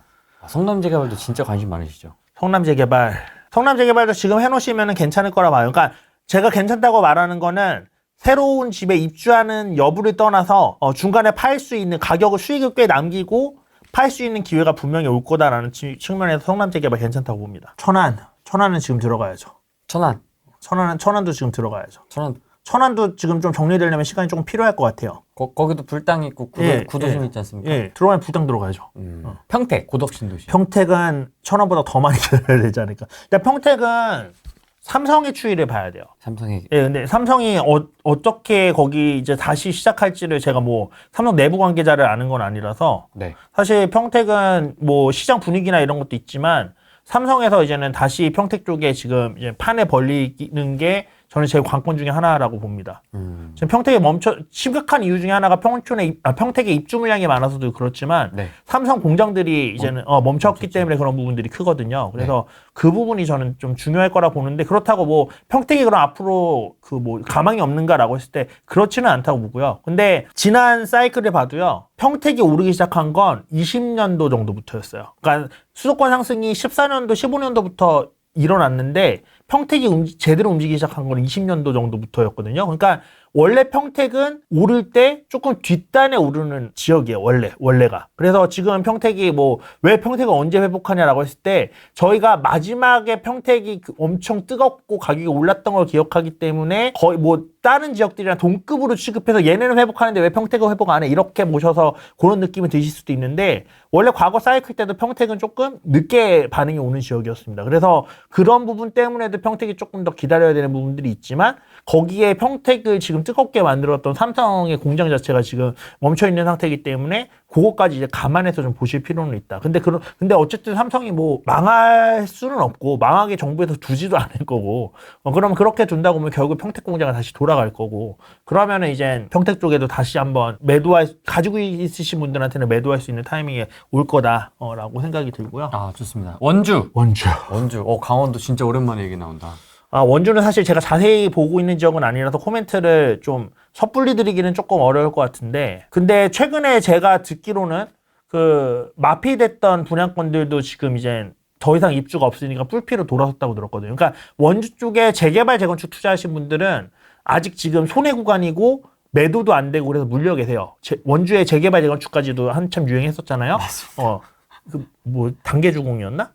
그래서 근데 거기에 물려 계신 분들은 지금 사실 아직도 그렇게 좋지는 않으신 걸로 알고 있고, 네. 근데 한 2년 전 정도? 한 23년, 24년 이때쯤에 그 마피가 엄청 났었어요. 그 기업도시, 원주 기업도시 이런 쪽에. 거기 입주가 마지막까지 좀 있었잖아요. 근데 그 마피 났던 것들 지금 어느 정도 풀피로 다 돌아선 걸로 알고 있거든요. 그래서 요게 이제 지속되면, 아까도 말씀드렸죠. 가격이 오르기 시작하면 재개발 재건축이 어느 정도 수익성이 발생하기 시작하고 그러면서 이제 돌아갈 수 있는데 근데 문제는 원주는 그 서울이나 수도권과 다르게 유동성이 많지는 않은 도시란 말이에요. 그렇기 때문에 여기서 재개발 재건축까지 조금 이제 물이 돌아가려면 외부 투자자들이 좀 와야 되는데 그러기에는 아직 원주가 뭔가 크게 뭐 매력도를 갖추거나 그런 느낌은 아닙니다. 그래서 재건축 재개발에 물리신 분들은 조금 더 기다려야 되실 수도 있고요. 근데 이제 신축에 있으신 분들은 이제 원주도 괜찮은 애들은 가기 시작하는 분위기인 것 같다. 이 정도로 할 수 있는데 제가 말씀드렸듯이 원주는 관심 갖고 보는 지역이 아니라서 조금 부정확한 정보가 있을 수도 있습니다. 좀 감안해서 들어주시면 좋을 것 같아요. 뭐 충분히 감안해서 들으실 것 같습니다. 기업도시는 저는 가지고 계셔도 될 것 같아요. 예. 거기 좋아요. 진짜 좋아요. 깨끗하고. 저 거기 옆에 땅 있어요. 기업도시 옆에. 땅은 왜 사셨어요? 거기 전원주택 부지가 원주에 조금씩 있거든요. 그래서 거기도 전원주택 왜냐면 회사가 가깝고 대표들은 약간 전원주택에 대한 로망이 있지 않을까 싶어가지고 전원주택 부지를 살았는데 건축 승인까지 다 받아놨는데 안 팔려. 물린 땅이 있습니다. 동탄은 지금 좀 쉬어가고 있죠. 제가 그러니까 서울도 계속 오르지 않을 거다라고 얘기하는 이유가 23년도에는 동탄만 올랐어요. 수도권 중에서. 킹탄. 근데 동탄이 오르고 나니까 지금 쉬고 있잖아요. 동탄도. 그러니까 이런 식으로 원래 좀 많이 오르면 쉬는 텀이 분명히 옵니다. 근데 동탄도 쉬는 텀 끝나고 나면 당연히 회복될 거고 다시 이제 또 달리기 시작할 거고 근데 이제 동탄에서 좀 억울하신 분들은 1동탄에 있으신 분들이 그 동탄이 오를 때 동탄은 2동탄 중에서도 동탄역 중심으로 올랐거든요. 그러니까 약간 호수공원에 있는 쪽이거나 동탄역 인근이긴 한 조금 떨어진 곳에 있거나 아니면 동탄 1신도시 같은 경우는 거의 그 수혜를 못 받았거든요. 근데 그런 부분들이 제가 아까 아직 시작 안 했다라고 얘기하는 게 사실 시장이 시작했다고 얘기를 하려면 요런 지역들까지 다 어느 정도 이제는 상승폭이 좀 나와야 된다고 저는 생각을 하는데 그러지 않았기 때문에 시장이 좀 시작하지 않았다라고 보는 거기 때문에 네.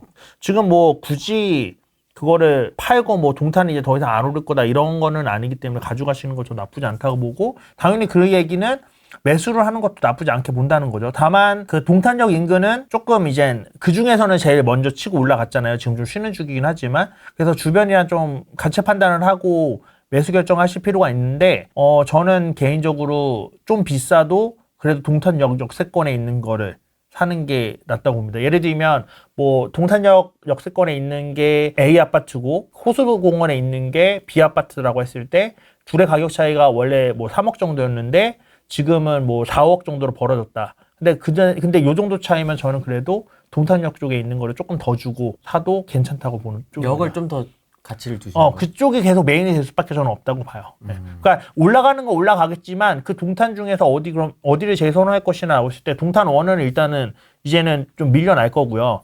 동탄 2 중에서도 결국 역세권에 있는데 백화점도 있고 다 모든 인프라가 거의 집중돼 있기 때문에 거기가 아니면 사실 동탄 2라는 거에 대한 왜 굳이 동탄 2여야 되나 라는 거에 대해서 별로 이유가 없거든요. 사실 호수공원은 동탄 호수공원이 아니더라도 다른 데도 호수공원이 있는 도시들은 있고, 거기선 제일 좋잖아요. 거기선 제일 좋죠. 예. 그러니까 그런 이유 때문에. 근데 호수공원과 동탄역, 롯데백화점, 도보권이나 둘 중에 뭐 선택할래 그러면 당연히 이건 연령이나 뭐 이런 거에 따라 다를 것 같기도 하고요. 그럴 수도 있는데 동탄역 위에도 뚜껑 닫고 공원 들어오잖아요. 그러면 물론 이제 호수공원은 아니지만 그런 것들을 감안했을 때 저는 동탄역 쪽이 사실 우리가 생각하는 동탄 2의 그 아이덴티티가 동탄역에 있다고 생각하기 때문에 조금 더 뭐 평소보다 더 걔가 더 많이 올라서 상대적으로 비싼 상태다라고 하더라도 동탄역이 어쨌든 지금은 쉬고 있는 중이기 때문에 동탄역 쪽으로 들어가는 게 더 낫지 않나라는 생각입니다. 인천은 그냥 약간 따라가는 도시죠. 위성 도시 같은 느낌이죠. 근데 인천이라고 하면 인천이 너무 커요.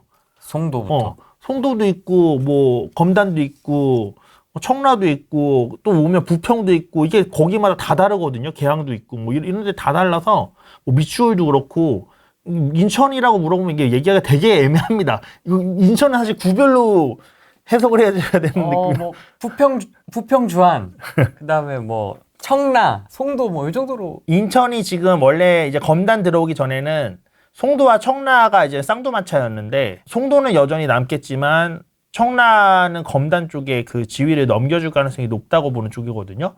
왜냐면 청라 신도시라고 부르지만 사실 이제 더 이상 신도시가 아니고요. 청라도 연식 보면은. 그리고 검단이 일단 기본적으로 신도시고, 그리고 교통편에 대한 문제가 있는데 청라가 교통편이 사실 그렇게 좋지 않습니다. 송도도 마찬가지고요. 근데 송도는 일단 국제학교가 있죠. 국제학교가 있고, 그리고 개발 자체를 그 국제도시 컨셉으로 개발했기 때문에 다른 나라에서도 이제 와서 배워갈 정도로 이렇게 계획이 잘 된 도시란 말이에요. 그리고 바다도 일단 접해 있고, 그래서 그런 부분들이 있기 때문에 송도가 쉽게 대장자리를 저는 놓지를 않을 거라 봐요. 우리나라의 국제학교를 제대로 된 국제학교가 있는 곳이 거의 없으니까. 제주도 갈 거 아니면 송도로 대부분 오잖아요. 그런 부분들이 있고, 사실 청라가 핫했던 이유가 호수공원을 바탕으로 한 상권이었단 말이에요. 근데 이게 어디랑 되게 비슷하냐면 일산이랑 되게 비슷합니다. 일산도 교통편이 그렇게 좋지 않고 일자리가 근처에 없음에도 불구하고 호수공원을 바탕으로 한 그 일산 일대의 상권들이 엄청 되면서 그걸로 인해서 일산이 이제는 뜨거워졌고, 거기에 이제는 집값이 올라가니까 학군이 좋아지면서 학군으로 이제 같이 가져간 건데, 근데 일산은 그래도 학군이라도 아직 가지고 있잖아요. 근데 청라는 사실 학군을 가지고 있냐 해서 학군은 송도가 가지고 있단 말이에요. 그러면은 여기서 아파트는 낡았고 호수공원이 있는 상권도 낡아간단 말이에요. 지금 일산의 모습을 보시면 일산이 옛날 위상이 어디 갔나 싶을 정도로 사실 길을 많이 못 피죠. 저는 그 이유가 이제 교통편이 안 좋고 일자리가 멀리 있고, 그다음에 아파트도 낡은 상태로 이제 상권도 낡았기 때문에 상대적으로 이제는 뒤처지는 거다라고 생각을 하거든요. 근데 약간 청라에 먼저 간 모습이 일산의 모습과 비슷하지 않나. 근데 학군이 없는 일산. 어쩌다 보니 일산부터 까네? 아니야. 그런 건 아니고. 그래서 내가 싫어할 것 같다 그랬죠. 이런 얘기. 근데 이건 제 뇌피셜입니다. 뇌피셜이에요. 아닐 수도 있어요. 근데 제가 그냥 뇌피셜로 얘기를 하는 거고요. 네. 근데 검단은 일단 서울 접근성도 좋고요. 어쨌든 진짜 신도시고, 그리고 지금 지하철 노선도 사실 검단 쪽으로 다 뽑아주고 있잖아요. 인천에서 몰아주고 있기 때문에 그래서 이제 검단이 어찌됐든 청라의 위상을 좀 가져가지 않겠냐. 그래서 청라가 그렇다고 뭐 바로 안 좋아지지는 않을 텐데 한 3등 정도는 계속 하겠죠. 근데 일단 기본적으로 2등의 자리는 검단한테 좀 넘겨줄 가능성이 높다라고 보는 게 이제 그쪽 분위기의 모습이고, 그러면 이제 송도 뭐 매수해도 되냐? 라고 해서 송도 저는 매수 지금 해도 된다고 보고요. 검단도 마찬가지고. 청라도 사실 지금 뭐 제가 미래를 봐서 조금 힘이 약할 거다라고 얘기하는 거지. 청라도 지금 저평가되어 있는 거 맞. 사실 인천은 전반적으로 다 저평가돼 있죠 지금. 따라간다고 그랬잖아요. 그러면 서울 쪽이 지금 이제 그나마 구별로 퍼지고 있으니까 그쪽 오르고 인천이 또 입주 물량이 조금 뒤늦게 정리되죠. 그거 끝나고 나면 인천도 따라갈 거예요. 지난 장에서도 똑같았고. 그럼 그런 식으로 저는 갈 거라고 봅니다. 그래서 인천에 지금 뭐 실수요목적으로 매수해도 되냐라고 했을 때 저는 매수하시라고 말씀드립니다. 어젠가? 며칠 전에 상담할 때도 그 송도 매수 해도 되냐고 그 상담 오신 분이 물어보셨었거든요. 근데 네. 제가 지금 매수하셔도 된다라고 말씀드렸어요. 항상 인천은 한 9년이 저평가인 것 같아요. 반짝 1년 하고 맨날. 그러니까 원래 유동성이 적은 지역들이 그렇게 오래 못 간다 이런 거죠. 그리고 여기서도 말씀드렸다시피 동탄도 조금 고평가돼 있어도 그 동탄역 인근에 살아라고 말씀드린 것처럼 송도도 지금 정도 가격에 들어가실 거라면 저는 학군 근처, 송도가 지금 이제 학군지 국제학교를 필두로 해서 학군이 있는 곳에 있는 공구들이 있고 이제 새로 지어지면서 바다뷰는 잘 보이는데 맞습니다. 학군이나 이런 거랑 별개로 있는 공구들이 있는데 저는 사실 송도의 트레이드는 바다도 바다지만 사실 바다 볼 거면 속초 가죠. 왜 굳이 송도에 사겠어요, 솔직히? 아니 우리 송도를 속초에 물론 이제 그런 부분이 근데 이제는 결국에 메인 송도를 트레이드 마크로 만들어주는 게 국제학교라든가 거기 주변에 꾸러진 센트럴파크라든가 이런 것들이라고 생각을 하기 때문에 네. 그 인근에 있는 아파트를 사시는 게 아무래도 차후적인 가치로 봤을 때도 더 좋지 않나라는 생각이 연식 차이는 좀 많이 납니다. 맞아요, 많이 나요. 네, 많이 납니다. 거의 이제 재건축 얘기 나올 맞아요. 정도로 네. 오래됐지만 그럼에도 근데 보세요. 지금 강남도 연식 많이 됐어도 재건축 얘기 나오는 순간 이미 신축이랑 가격 차이가 안 나잖아요. 거긴 강남이거든요. 근데 송도도 인천에서는 제일 메인 도시니까 정말 부자들만 오는 도시니까. 연식이 그렇게 차이 나도 네. 어쨌든 송도의 본질은 학군이 제일 세니까. 네, 저는 그게 송도의 본질이라고 생각합니다. 그러니까 학군뿐만 아니라 센트럴파크나 이런 도시가 계획돼서 만들어진 게 그 파트 쪽이잖아요. 그래서 사실 나머지 부분들은 저는 원래 다른 계획이 있었는데 갑자기 여기 그냥 그거 안 될 것 같으니까 주택으로 바꾸고 이런 부지들이 많단 말이에요. 뒤에 생긴 공구들은. 그래서 처음처럼 이렇게 정성 들여서 도시 설계를 한 구조도 아니고 그런 부분들이 있어서 저는 사실 메인 입지로 많이 산다고 하면 사는 게 좋지 않겠나. 분당은 이제 가격이 또 제가 한동안 분당도 괜찮다고 그랬잖아요. 근데 이제 지금 가격이 또 회복을 했으니까 그래서 지금은 또 이제 지금 들어가도 괜찮아 이렇게 추천하기는 좀 그런데 네. 제가 아까 재건축 재개발은 지금 괜찮을 거라고 봤잖아요. 그러면 재건축 재개발이 바람이 불 때 어디부터 불겠어요? 손도지구부터 불겠죠. 그리고 이재명이 됐어도 이건 표심이 많이 걸려있는 사업이기 때문에 1기 신도시 재건축에 대한 그거를 바꾸기는 쉽지 않을 거다라는 얘기를 드렸고 그럼 사실 여기 얘기한 거에서 제가 선도지구를 어떻게 보는지에 대한 것들은 다 얘기가 끝났죠. 다만 언제 새 아파트가 되는가 그리고 정말 거기서 기대했던 대로 선도지구를 이제 선도지구 1, 선도 2, 3 이렇게 뽑는 이유가 그러니까 순환 재건축처럼 하기 위해서잖아요. 여기 다 이주 수요가 너무 많아지고 멸실이 한 번에 많이 생기니까. 근데 정말 그 계획대로 될 것인가에 대해서는 사실 조금 물음표인 부분들이 있지만 왜냐하면 그렇게다가 엄청 딜레이된 게 성남 재개발이잖아요. 아까 질문 나왔던. 그래서 그런 것들에 대해서는 사실 의문점이 있기는 하지만 그럼에도 불구하고 어찌됐든 저는 그쪽은 좋게 봅니다. 양지마을 해야죠. 새 아파트 만들어 놔야지. 그리고 네. 제가 이거 되게 자주 얘기 드리는 건데 예를 들면 제가 아까 이제 안양재개발 얘기 드렸었잖아요. 네. 안양재개발 하고서 이제 그 관리 처분인가쯤 단계 때 거기 근처를 한 번 더 답사를 갔었어요. 제가 산 물건 근처를. 왜 한 번 더 하셨어요? 이미 샀는데? 저는 이제 수강생분들이 있으니까 궁금해하셔서 이제는 왜 거기 투자하셨는지 궁금해서 한번 가보시죠 해서 이제는 끌고 한번 돌았었거든요. 돌았었는데 근데 그때 이제는 저한테 처음 물건 소개해 주신 그 사장님 부동산도 갔었는데 그때 사장님이 저희 여기 빌라 구역 이렇게 있으면 오른쪽에도 빌라 구역이 하나 있고 또 뭐 길 건너 맞은편에도 빌라 구역이 하나 있었는데 여기는 요 재개발 구역은 아니었어요. 근데 여기도 지금 이제는 들썩들썩 있다는 거예요. 왜냐면 그때 프리미엄이 한 3, 4억 됐었거든요. 제가 답사하러 갔을 때. 근데 여기도 들썩들썩 거리고 있다는 거예요. 그래서 이제 거기 빌라들도 사두면 괜찮을 수도 있다. 그래서 이게 보라고 해서 이제 거기 빌라들도 이렇게 몇 개 물건 나온 거 보고 그랬었거든요. 근데 재밌는 건 여기는 아직 구역 지정도 안 된 곳이었어요. 이 두 곳은. 그래서 저는 약간 보수적인 투자자라서 구역 지정도 안 됐으니까 그냥 보기만 하고 매수하지 마세요. 이러고서 그냥 수강생들 보시게 하고 그러고서 이제는 그날 답사를 마쳤었는데 근데 그때 당시에 구역 지정도 안 된, 저는 관처면 거의 끝 단계잖아요, 재개발에. 관처까지 갔는데 여기가 피가 3억 정도였다고 그랬죠. 3, 4억 정도였다고. 겨우 3억 정도였던 거죠. 3억인데 구역 지정도 안 된 곳이에요. 여기 프리미엄이 얼마였을 것 같으세요? 구역 지정도 안 되는데 프리미엄이 1, 2억이었어요. 왜 그러냐면 이 구역에서 제가 투자한 그 재개발 지역이 잘 가는 거 봤거든. 프리미엄이 얼마 붙는 걸 봤거든. 그러니까 사람들이 많이 착각하는 게 단계별로 간다고 생각하거든요. 단계가 많이 진행될수록 프리미엄이 높아진다라고 생각하는데 초창기 단계에 있어도 이미 성공 사례가 눈앞에 보이면 나도 이미 관리 처분이야. 거의. 그래서 진짜 프리미엄이 말도 안 되게 붙는 경우가 많아요. 그래서 제가 선도지구 선정됐을 때 선도지구 아닌 지역들 지금이라도 빨리 사라. 가격이 조정되지는 않겠지만 지금 가격에 사놓으면 선도지구 올라가는 것만큼 따라 올라갈 거다라고 해서 제가 매수하라는 얘기를 한번 했었거든요. 제 회원분들한테. 근데 그렇게 했던 이유가 뭐냐면 제가 그런 사례들을 비슷한 사례를 여러 번 봤었고 그러면 선도지구가 진짜 새 아파트가 되죠?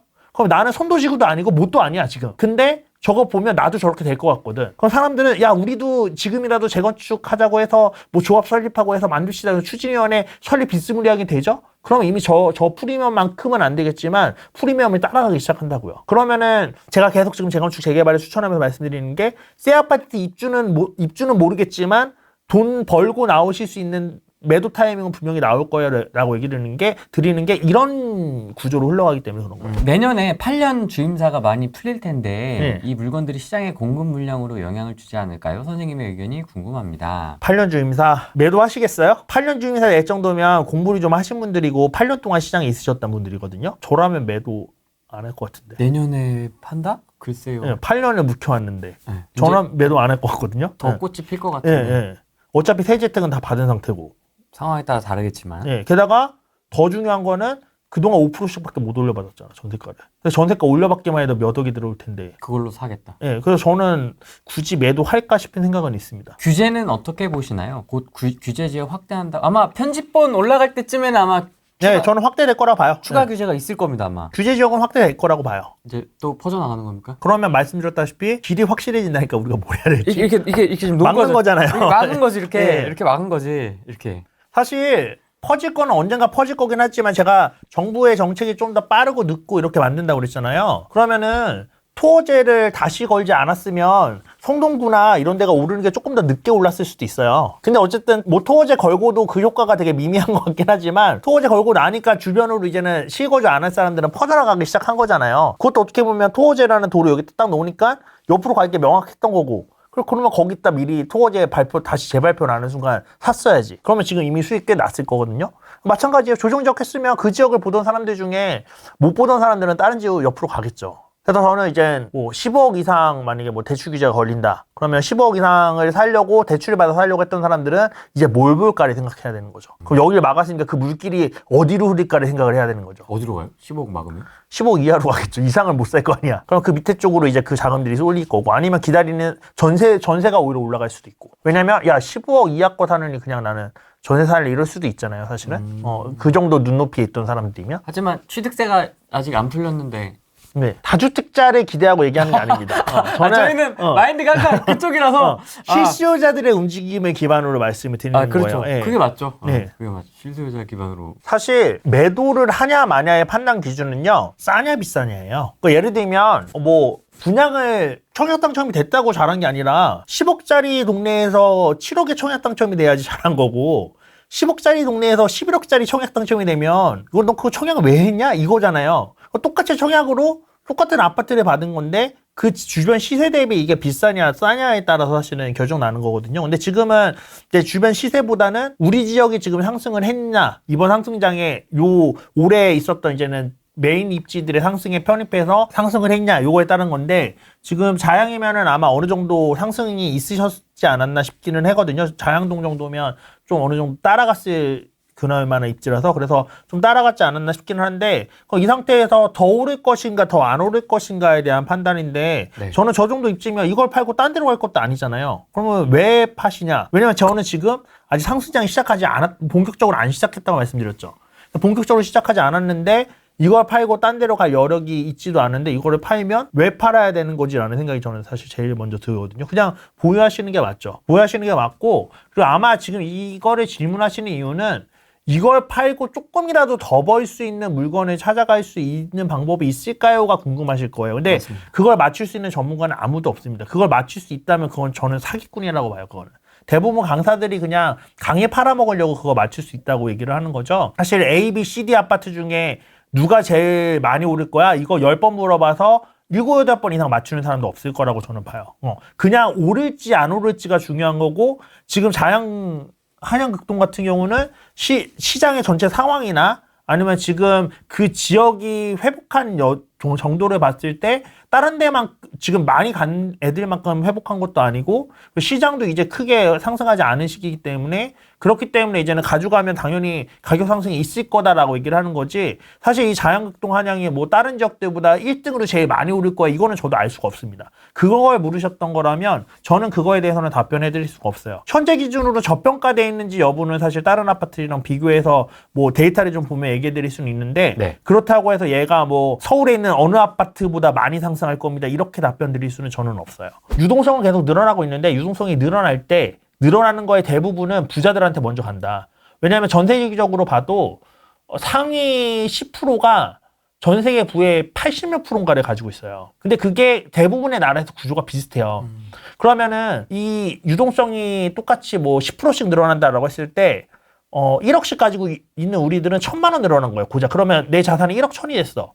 근데 100억씩 가지고 있으신 분들은요, 10% 늘어나서 110억이 된 거예요. 나는 1,000만 원 늘어났는데, 이 사람은 똑같이 10% 늘어났는데 10억 늘어난 거예요. 그럼 그 사람은 지금 집값이 그만큼 많이 오르지도 않았겠다. 그럼 살 수 있는 여력이 되죠. 그러니까 그들은 그 집을 산 거예요. 그러니까 한마디로 유동성이 충분히 다 풀리지 않았기 때문에 그들만의 세상에서만 물이 흘렀던 거고, 유동성이. 그래서 그들만의 세상만 그릇이 채워진 거예요. 그리고 지금은 요게 이제 그들만의 세상에 들어가 보려고 계속 또, 왔다 갔다 하시던 분들이, 여기 이제 못 들어가게 됐네 싶으니까 이제 밑으로 내려오면서 채워지는 그런 구조인 거거든요.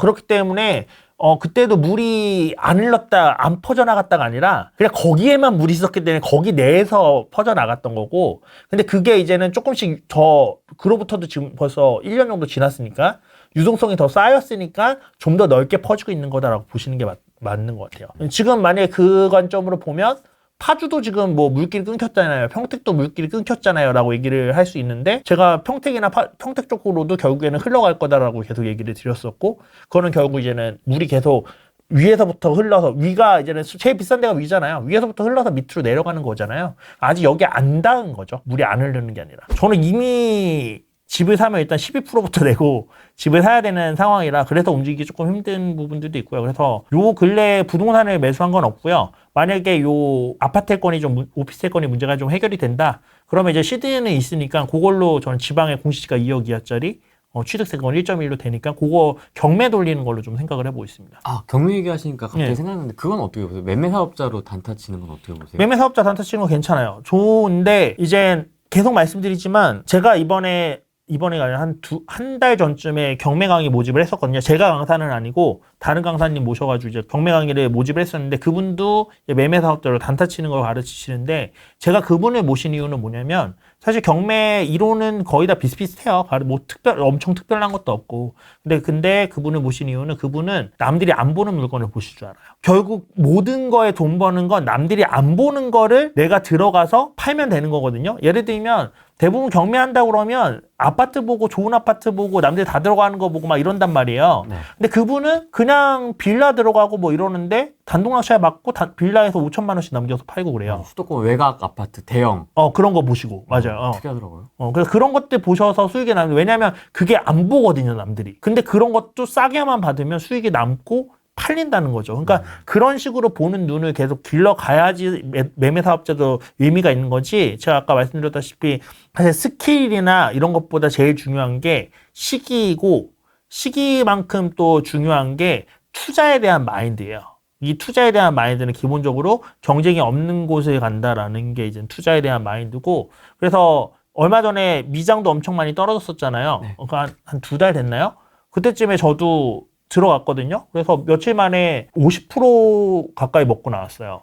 그러니까 이것도 그때 이제 더 떨어지면 어떡해? 라고 생각하고 남들은 못 들어가는데, 저는 이 정도 떨어졌으면 더 떨어지면 뭐 남은 돈 있으니까, 왜냐면 제가 아까 시드는 어쨌든 있다고 그랬죠. 저는 이거 단기에 어쨌든 이거는 될 거를 봤거든요. 그래서 일부 태우고 더 떨어지면 더 태우면 되지. 이런 식으로 해서 이제 들어가서 더 태우지는 못했지만 어쨌든 들어간 거에 대해서는 재밌게 먹고 나왔거든요. 그러니까 이런 식으로 마인드를 갖고 접근하면은 사실 전 주식에 대해서 잘 모른단 말이에요. 잘 몰라도 투자는 그냥 쌀 때, 남들이 안 볼 때, 남들이 별로라고 생각할 때 들어가는 게 맞아라고 생각하는 그 확신이 있으면 쉽게 돈이 나오는 거거든요. 그래서 약간 이런 부분들이 저는 메인이라고 생각을 해서 매매 사업자를 내셔서 하신다고 하더라도 이거 스킬적인 부분으로 좋은 스킬이지만 이 스킬이 빛을 발하게 하려면 결국 나의 투자 마인드가 중요하다라는 걸 좀 기억을 하시고 하시면 좋을 것 같아요. 그 기술을 빛나게 해줄 전략. 그렇죠. 관점. 예, 관점이 그게 중요한 거죠. 예. 다주택자분들은 아까 말씀드렸다시피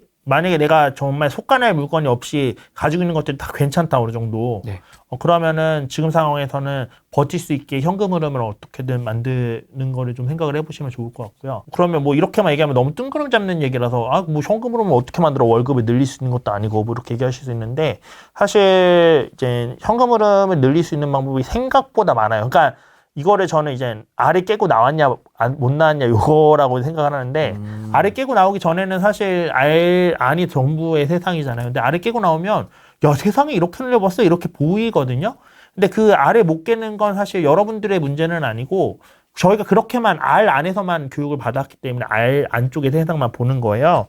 근데 제가 이제 그거를 깨드리려고 이런저런 그 수업들을 계속해서 가지고 오거든요. 무료 특강으로도 가져오고. 그래서 그런 쪽을 통해서 어쨌든 뭐 꼭 제가 아니더라도 다른 데서도 그런 식으로 이제 좀 알을 깨주는 그런 수업들이 있는지 또 꼭 부동산에만 그 매몰되지 마시고요. 이게 알도 여러 가지 알이 있습니다. 우리가 입시라는 알이 있고 아니면 그 월급쟁이라는 알이 있다면 부동산 투자하시는 분들은 또 부동산 투자라는 알에 갇혀 있어요. 이게 부동산 투자는 예를 들면 월급쟁이 알이 요만큼이라면 부동산 투자라는 알은 요만큼인데 여전히 알이야. 그러니까 제가 무슨 얘기를 하냐면 제가 이제 수강생분들한테 얘기하는 게 저는 알을 깨고 나왔는데 이제 양계장 밖으로 나가려고 노력을 해야죠라고 얘기를 하거든요. 그러니까 제가 알과 알이라고 표현했는데 알을 깨고 나면 사람들이 알을 깨고 나면 새로운 세상이 있는 거 아는데 이게 또 전부인 줄 알아요. 그래서 이 새로운 세상 밖에서는 더 큰 세상이 또 있거든요. 그러니까 지금 부동산까지만 오신 분들은 어떻게 보면 그냥 알은 깨고 나왔는데 월급쟁이는 알은 깨고 나왔는데 아직 양계장 밖으로 못 나오신 거예요. 양계장 밖으로 나와 보면 야, 돈 버는 방법이 부동산 말고도 이렇게 많았네? 라는 게 보이시고 사실 정말 여기 사실 부동산 투자도 부동산 투자지만 부자 되고 싶어서 돈 많이 벌고 싶어서 오신 거잖아요. 근데 돈을 정말 많이 벌려면 결국에는 사업 같은 현금 흐름을 늘릴 수 있는 그런 유도를 하셔야 돼요. 왜냐하면 아무리 돈을 많이 가지고 시작을 해도요. 시드머니는 언젠가 없어집니다. 몇 채 투자하면 없어져요. 그러면 이제 그 부동산 오를 때까지 손 빨면서 보고 있을 수밖에 없어요. 그러면 그거 아니면 사고 팔고 하면 되지 않아요? 이럴 수 있는데 그 세금 빼고 이렇게 하고 나면 진짜로 별로 남는 거 없습니다. 그리고 사고 팔고 하다가 막판에 잘못 물려버리면 그동안 번 거 다 날려버리는 거고요. 그래서 결국에는 계속해서 어딘가에 풍부한 현금 흐름이 들어와서 시드가 계속 빨리빨리 모여야 그래야지 이제 부동산 투자도 뭐 몇 년에 한 번씩 계속해서 이제 추가적으로 쌓아나가는 식으로 하면서 이게 나중에 한 번에 돈을 버는 구조를 가져오면서 팡 하고 늘어나는 거지. 사실 부동산 투자만 해서는 결국에는 시드 많은 사람과 시드 적은 내가 해서는 시드 많은 사람이 이기기가 정말 어려워요. 그래서 그렇기 때문에 어쨌든 부자가 되려면 현금 흐름을 늘리는 방법을 알아두셔야 된다라는 거를 그리고 다주택자분들은 지금 버티기 위해서라도 그런 거 한두 개 정도는 좀 해보셨으면 좋겠다라는 얘기를 드리고 싶고요. 근데 제가 옆에서 봤지만 예. 굉장히 다양한 부업들을 소개해 주잖아요. 어떻게 예. 그렇게 겹치지 않고 그런 사람들 찾아내신 거예요? 진짜 다양하던데? 크림도 있고 사물함도 있고 뭐도 있고 막 진짜 엄청 이게 많던데. 안테나를 돌리다 보면 관심이 그냥 걸리는 걸 관심이 있으니까 계속 관심을 가지니까. 진짜 무궁무진하던데요. 예, 엄청 많아요 진짜 돈 벌 수 있는 방법은. 그래서 저는 볼 때마다 아니 이게 된다고? 깜짝깜짝 놀래요. 근데 다 되잖아요. 너무 신기하더라고요. 그때 그 에어비앤비 제가 혼자 나왔던 건 에어비앤비 때가 마지막이었으니까 네. 그때 에어비앤비 했던 거 그때 촬영했던 노량진은 오픈을 했고요. 오픈해서 지금 월에 100 한 2-30씩 남아요. 매출이 200만 원 넘게 나오는데 매출이 200 한 20, 30 정도 나오는 것 같아요. 그러면 거기서 월세 60몇만 원 빼고 그다음에 청소비 빼고 나면 한 100 얼마 정도씩 남는 거고 그리고 그거 말고도 지금 하나 또 세팅해서 거기도 이제 이번 달부터 돌리고 있는데 이번 달에만 한 170, 180만 원 이미 예약이 찼어요. 그게 신길이에요? 구로. 그리고 이제 세 번째 거 실림 이제 제가 바빠서 원래 세팅을 빨리 했어야 되는데 세팅을 못해서 그렇긴 한데 이제는 신림 거 마무리 준비해야 되고. 그럼 3개가 돌아가는 거예요? 네. 에어비앤비만. 정신이 하나도 없어요. 와. 자, 다시 여쭤보겠습니다. 차은우 대 바람. 무주택자분들은 지금이라도 사세요. 저는 사실 그 이재명 대통령이 되고 나서 좀 눌림목이 있을 거라고 봤어요. 왜냐하면 공포 심리가 있으니까. 공포 심리가 있어서 눌림목이 있을 거라고 봤지만 그게 있어도 저는 추석 때 이후에는 풀리지 않을까라는 생각을 좀 하거든요. 왜냐하면 공급 부족 구간에 들어온 건 맞고 그리고 지금 실수요자들이 움직이는 구간인데 원래 6월, 7월은 거래가 많이 없는 시기예요. 근데 거기에 대통령도 부동산에 그렇게 호의적이지 않은 대통령이 됐으니 사람들의 공포심과 또 거래가 그만큼 적은 겹쳐지면서 눌림목이 있을 수 있는데 추석 이후에는 어쨌든 실수요자들이 전세든 월세든 뭐든 움직일 수밖에 없는 상황이란 말이에요. 그렇게 움직이다 보면 조금 더 이제는 그 공급 부족이라는 그 상황이 좀 더 직시가 되는 그런 상황이 오지 않을까 싶고요. 추석이 아니면 뭐 내년 2월일 수도 있고 그게 좀 어느 시기일지는 조금 달라질 수 있는데 그런 부분들이 오기 때문에 저는 사실 이재명 그 선거 결과 나오기 전에도 이재명이 대통령 될 것 같긴 한데 근데 그래도 그때까지 기다리지 말고 그냥 지금 사라. 어차피 지금 싸다. 그냥 몇천 뭐 1억 더 싸게 사고 뭐 몇천 싸고 이거 중요한 게 아니라 지금 사서 결국에 벌고 나오는 게 중요한 거기 때문에 지금 살 수 있는 거에서 제일 괜찮은 걸 하나 사라라고 저 회원들한테도 얘기를 드렸었거든요. 그때도. 그래서 지금 무주택자분들한테도 똑같이 지금 뭐 조정 받을 수도 있어요. 그리고 조정지역 걸리면 그만큼 또 하락이 좀 일부 나올 수도 있고 심리가 안 좋아질 수도 있고. 근데 그럼에도 불구하고 제가 처음에 용수철에 말씀드린 게 결국 시장은 공급 수요 이론에 따라서 정책으로 아무리 뭐 지지고 볶고를 해도 이 용수철을 눌렀다가 나중에 한 번에 튀어나오느냐 아니면은 뭐 늘려놨던 게 나중에 한 번에 줄어드느냐 요거의 차이일 뿐이지 결국에는 갈 길 간다라고 생각을 합니다. 그래서 이거를 이제 과거 사례로 말씀을 한 번만 드리고 마무리를 하면 문재인 정권 때 마지막에 했던 임대차 3법이 저는 용수철을 늘린 거였다고 봐요. 왜냐하면 그만큼의 여력이 남아있던 시장이 아니었는데 임대차 3법으로 전세가를 팍 올려버리면서 용수철을 늘린 거예요. 그러니까 그 힘이 빠지니까 용수철이 제자리로 돌아오면서 저는 이 하락의 시점이 온 거라고 봅니다. 거기에 이제 금리까지 더해지니까 어떻게 보면 더 압축이 된 거죠. 그러면서 이제 금리 인하가 좀 되기 시작하니까 이게 용수철이 다시 이제 원래대로 조금씩 제자리로 돌아오려고 하는 이런 느낌으로 가는 거거든요. 그럼 지금 이 상황에서 또 뭔가를 해서 눌러놔도 결국에는 그동안 눌려 있었던 시기만큼 못 올랐던 게 1년 만에 한 번에 다 제자리로 돌아오거나 이렇게 되는 흐름으로 가는 거예요.